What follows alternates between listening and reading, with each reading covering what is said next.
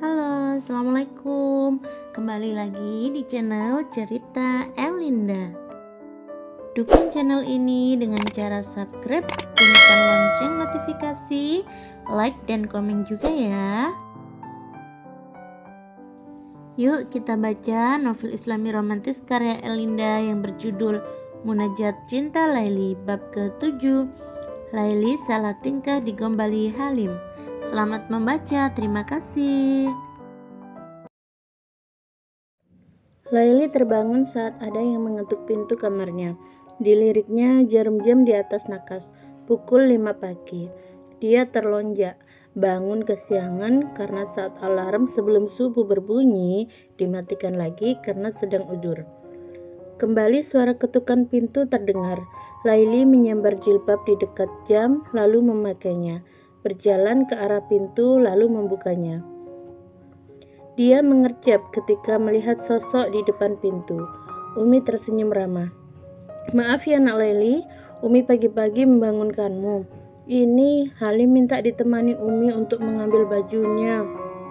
"Oh, iya Umi, Laili yang minta maaf karena bangun kesiangan." "Nggak apa-apa, kamu pasti capek dan juga kan lagi udur, Umi maklum." Halim yang berdiri di belakang Uminya hanya mengelum senyum melihat Laili bangun tidur. "Wes, nang diambil bajunya, lalu cepat keluar. Umi mau ke dapur dulu, ngerebus air untuk buat kopi," ucap Umi kemudian melangkah pergi. Setelah Laili membuka penuh daun pintu kamar, Halim permisi masuk dan mengambil baju yang dimaksud. Sampai di ambang pintu, dia berhenti di depan Laili yang sedang mengalihkan pandangan keluar kamar. "Ustazah tidurnya nyenyak?" sapa Halim. "Iya, alhamdulillah." "Pasti mimpi indah. Saya tahu Ustazah mimpi apa semalam." Halim mulai menggombal. "Hah? Mana mungkin bisa tahu?" Laili tak percaya. "Tentu saja saya tahu. Ustazah bermimpi bertemu dengan sosok tampan yang ada di dalam netra Ustazah saat ini." Sebuah senyum jahil tercetak di bibir Halim, lalu berjalan menuruni anak tangga, membiarkan Laili termenung mencerna ucapannya. "Astagfirullahaladzim, dasar orang sok pede," gerutu Laili setelah punggung Halim sudah tak terlihat. "Tapi bagaimana dia bisa tahu semalam aku bermimpi tentangnya?" Hari kedua di kota pelajar memberi kado yang manis untuk tim MA Al-Mukhlisin. Pasalnya, wakil untuk Olimpiade Bahasa Arab masuk ke final. Laili bersyukur karena prestasi para siswanya yang telah mengharumkan nama madrasah. Terlebih karena dia yang memegang mata pelajaran tersebut sekaligus sebagai mentornya. "Selamat ya, saya surut bangga pada kalian," ucap Halim di parkiran kampus saat mereka akan pulang. "Terima kasih," sahut mereka riang bersama.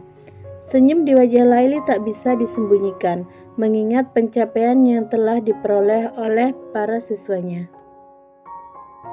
"Oh ya, sebagai ucapan selamat atas pencapaian kalian, saya akan traktir kalian makan dan jalan-jalan ke Malioboro. Bagaimana, setuju?" Tawaran dari Halim disambut antusias oleh semua orang, tak terkecuali Laili dan Aska. Berkali-kali mereka mengucapkan terima kasih kepada Halim. "Ustazah Laili mau bareng mobil saya?" Halim menawarkan diri saat akan pulang. Biar tidak berdesakan, kasihan mereka pasti capek. Tanpa meminta pertimbangan Aska, Laili mengangguk. Saat akan membuka pintu tengah, tiba-tiba Citra dengan napas tersengal-sengal menghampiri Halim. Dia meminta untuk nebeng pulang dengan alasan tidak ada jemputan. Melihat Halim menyetujui permintaan gadis itu, tiba-tiba hilang sudah semangat Laili untuk pulang bersama mobil Halim. Mau tak mau, Laili duduk di jok tengah bersama kedua siswinya. Dalam perjalanan, Halim lebih sering mengajak ngobrol siswinya ketimbang dengan Laili. Sedangkan Citra beberapa kali menimpali Laili hanya menyibukkan diri di layar ponselnya, bergabung dengan chat di WA grup teman kuliah. Laili baru mengangkat wajahnya saat mobil berhenti. Ternyata sudah sampai rumah Halim. Bergegas dia masuk ke dalam rumah setelah mengucapkan salam. Saat hendak naik ke anak tangga, Halim memanggilnya yang membuat Laili berhenti dan menghadapnya. "Kenapa diam saja di mobil? Sakit perut lagi?" tanya Halim. "Tidak apa-apa, saya hanya lelah, mau istirahat." "Oh, syukurlah kalau begitu. Ya sudah istirahat saja, saya mau ke rumah depan." Seolah senyum diberikan kepada Laili sebelum Halim berbalik dan melangkah pergi. Dipandanginya punggung yang melangkah menjauh tersebut. Entah kenapa Laili merasa kehilangan.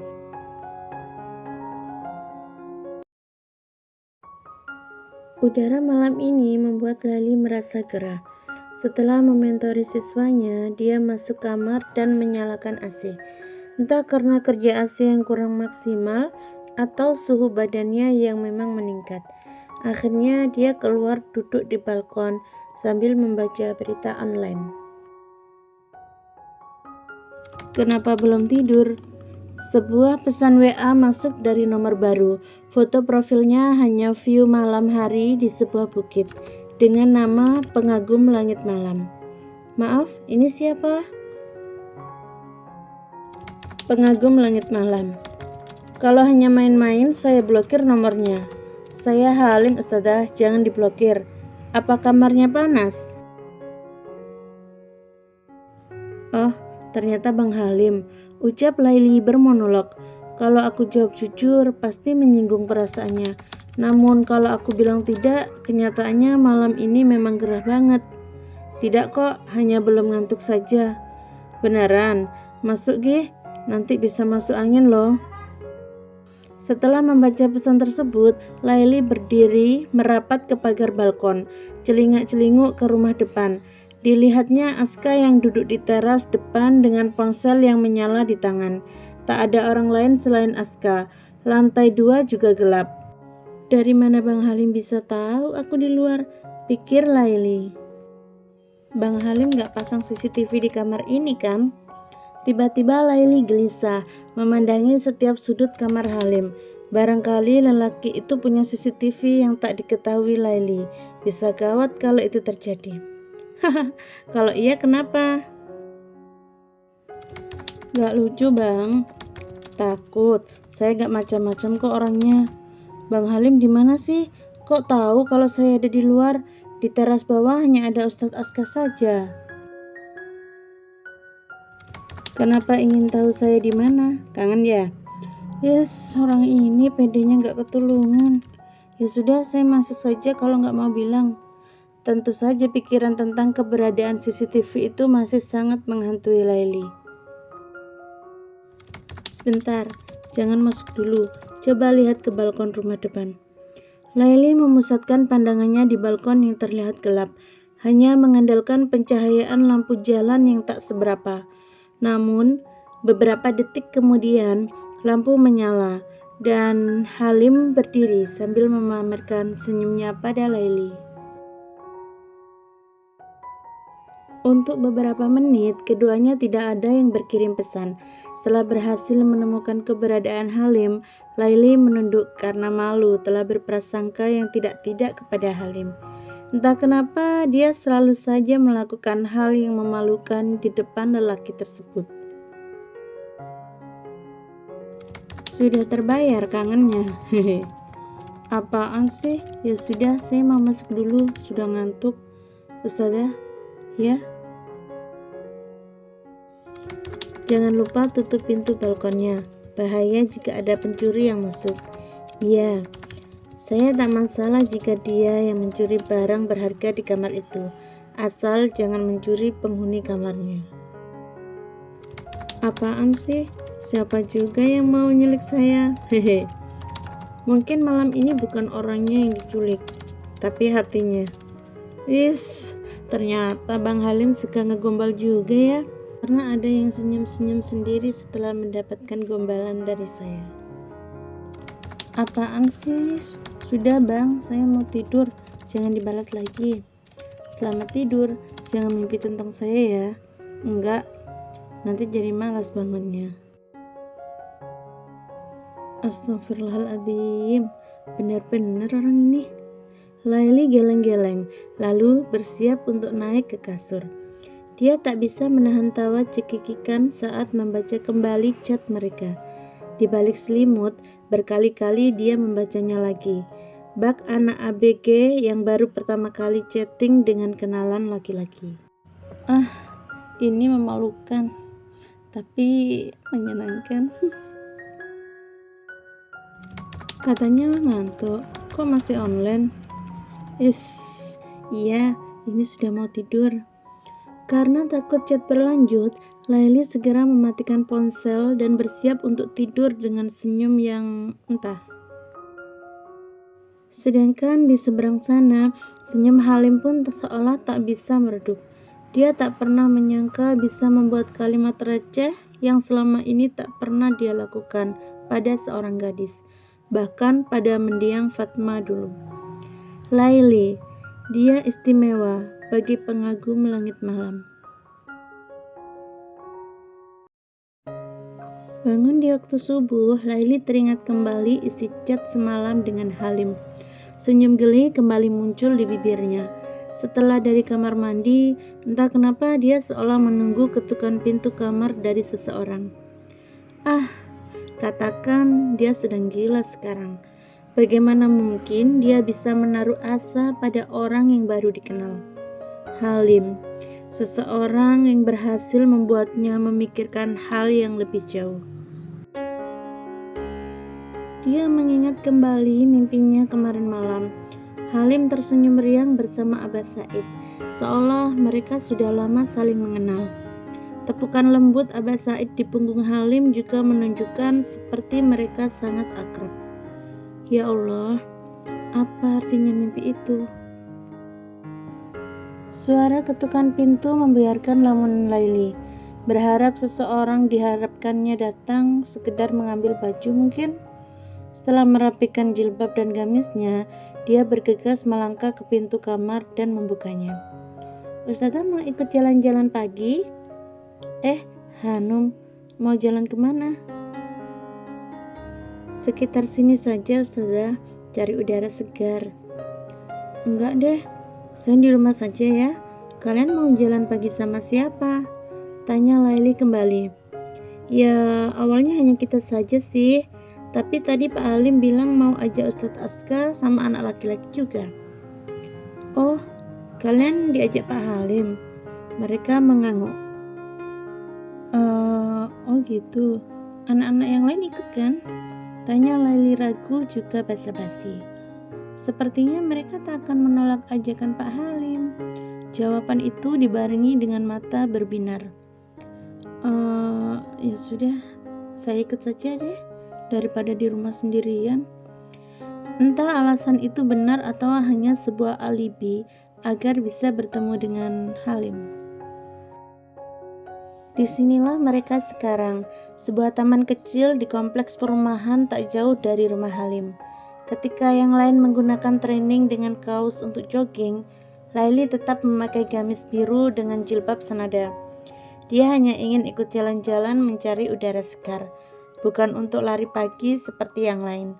Hanya itu. Ustazah tidak ikut jogging? Tanya Aska menghampiri. Oh, enggak, saya nunggu di sini saja. Udaranya sejuk ya, mirip di Malang kalau seperti ini. Aska duduk di sebuah bangku taman dekat Laili. Loh, kok Ustaz nggak ikut lari? Tanya Laili. Enggak, sudah ada Halim yang jadi tour guide. Keduanya tertawa dan terlibat obrolan ringan tentang banyak hal. Suasana di taman tidak terlalu ramai, hanya ada satu orang yang olahraga dan ada juga yang bermain dengan anak kecilnya. Jadi, kapan saya bisa ke rumah Ustazah? Tanya Aska setelah bahan obrolan mereka habis. Itu insya Allah seminggu setelah kita kembali ke Malang.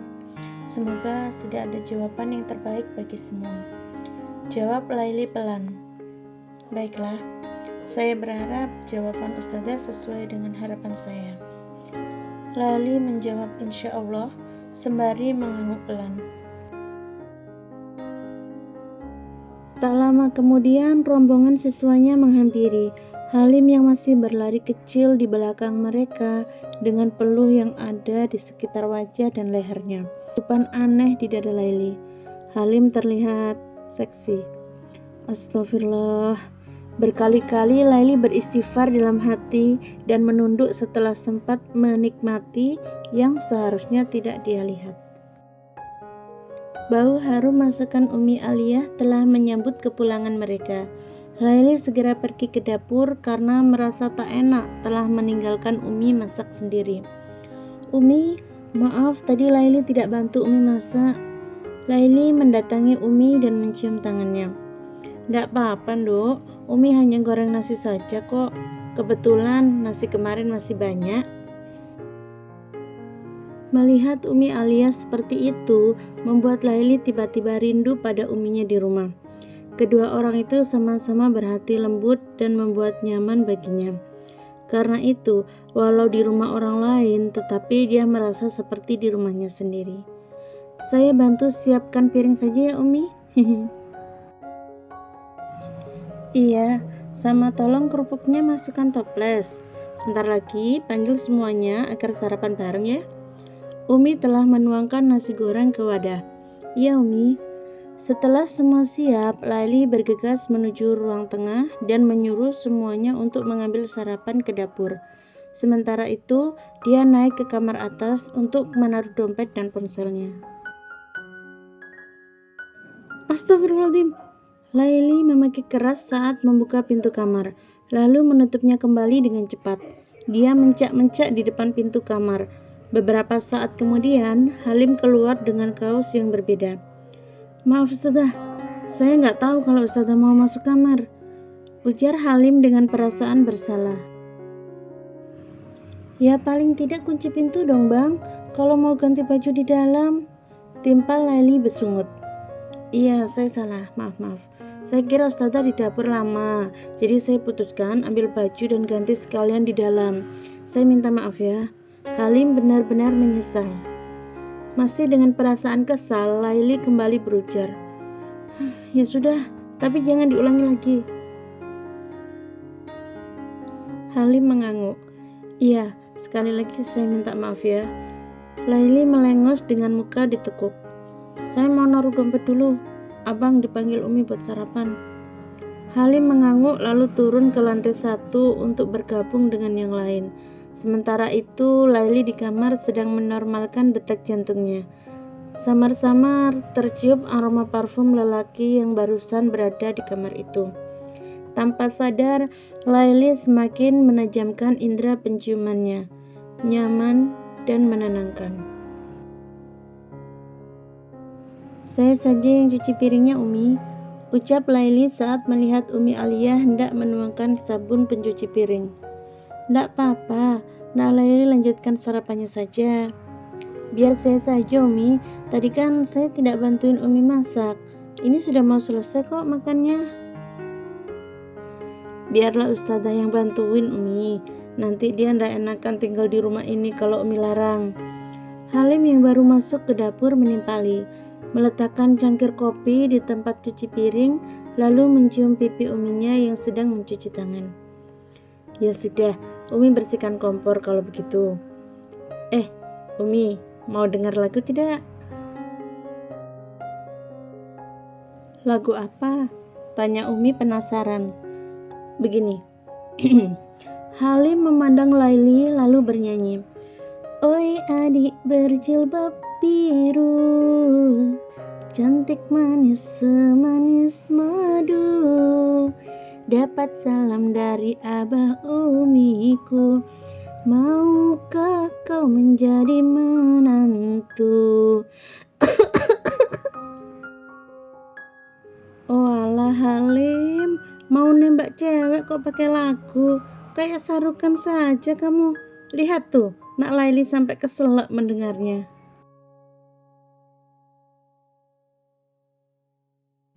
Siapa yang tahu lagunya? Yuk, boleh ikutan nyanyi. Terima kasih ya sudah membaca sampai akhir. Yuk dukung channel ini terus dengan cara like dan subscribe. Terima kasih teman-teman, semoga sehat selalu dan dimudahkan rezekinya. Wassalamualaikum warahmatullahi wabarakatuh.